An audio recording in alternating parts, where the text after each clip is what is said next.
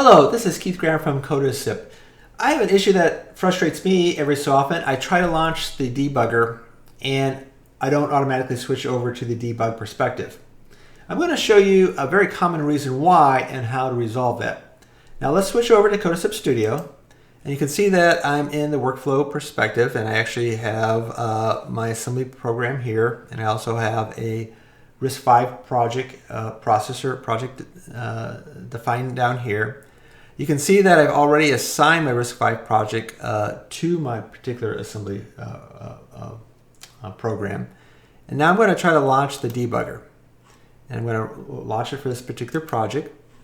And normally you should automatically go to the debug perspective anywhere between, say, 2 and 10 seconds. 15 seconds would be on the outside. And if you don't switch perspectives, most likely the issue is you have not compiled your program. Either you have not programmed your compiled your program, or you had an error in your file when you programmed it. You just don't have a file to actually run, no executable. So before we actually fix that issue, I'd like to go to the debug perspective, and you can see threads. Threads are debug sessions. And even though I had a failed debug launch, it actually started a thread.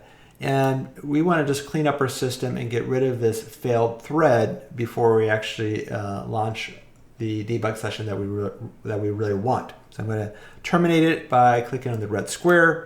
And you can see the thread has gone away. Now I'm going back to the workflow perspective, and I need to compile my assembly program.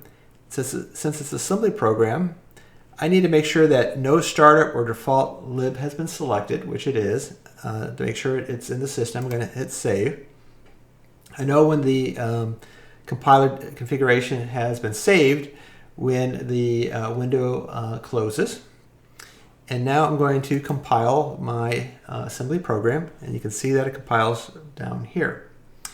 But before I launch the debugger, I'm going to open the debug configuration. It's always best practice, at least I believe, that you always tell the system to stop somewhere upon startup or entry into the debugger. So I'm going to say stop at startup after in instructions, and I'm going to say 0. So that basically will tell the debugger to stop as soon as it enters the debug session.